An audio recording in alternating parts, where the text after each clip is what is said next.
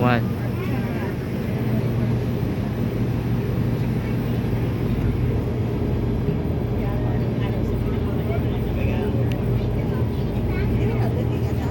Good afternoon. As Captain Kevin mentioned, my name is Rachel and I am a park ranger here at Gateway Arch National Park.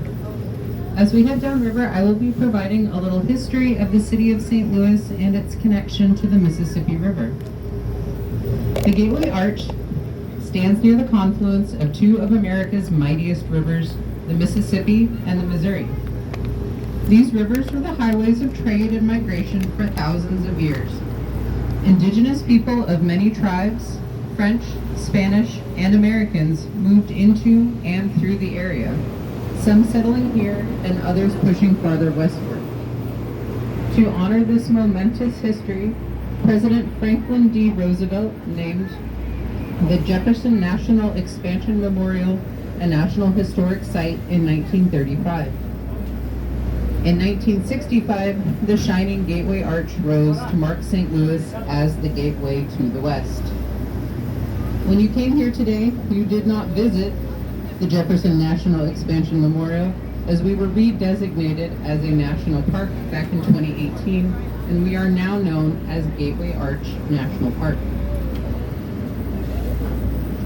Our country's smallest national park tells the story of St. Louis's role in America's growth, the dynamic changes to the landscapes, both local and national, and of the arch designed to commemorate this story. St. Louis is positioned about 12 miles south of the confluence of the Missouri and Mississippi rivers. The Mississippi watershed is the third largest in the world, connecting to rivers and waterways from the Appalachian Mountains to the Rockies. This created a highway of sorts for fur traders and early settlers. The proximity to the confluence is the reason why, in February of 1764, Pierre Leclerc, a French fur trader who had traveled north from New Orleans, chose this spot on the shores and bluffs overlooking the Mississippi River to create a new city. By the time Leclerc arrived, the Mississippian people of Cahokia had come and gone. There were still approximately 27 mounds left behind by these Mississippians on the St. Louis side of the river. The last remaining mounds today are on the east side of the river and are a part of a World Heritage Site run by the state of Illinois known as Cahokia Mounds. The Osage, Missouri, and approximately 28 other indigenous tribes made their home on the Mississippi River Valley at the time that St. Louis was founded. Even though St. Louis became a large city, it was originally created to be a fur trading post between the French and the Mississippians.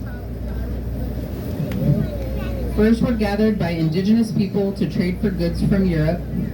They were sent downriver to New Orleans and over to Europe to be made into clothing.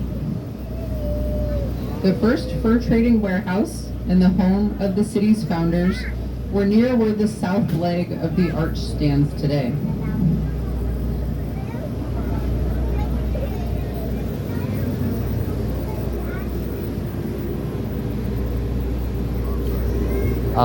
Picture of the St. Louis The skyline. eastern shore of the Mississippi River, to our left, had been the boundary of the United States prior to the Louisiana Purchase in 1803.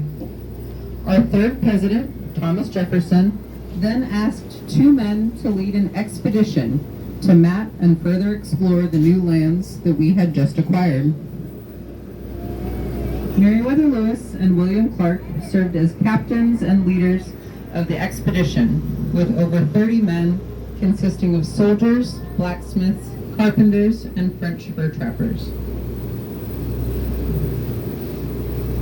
St. Louis was an important stop for the Lewis and Clark expedition. They purchased a lot of last-minute supplies from St. Louis and used information from locals about the lower Missouri. They would leave from St. Louis on their trip, and when their journey was finished, they came back to the St. Louis riverfront, close to where you boarded the boat today. Upon returning to St. Louis in September of 1806, Clark wrote, "We were met by all the village and received a hearty welcome from its inhabitants." Lewis was governor of Upper Louisiana Territory until his death in 1809, and William Clark's home, museum, and office was about 300 yards north of where the north leg of the arch stands today. William Clark would live the rest of his life in St.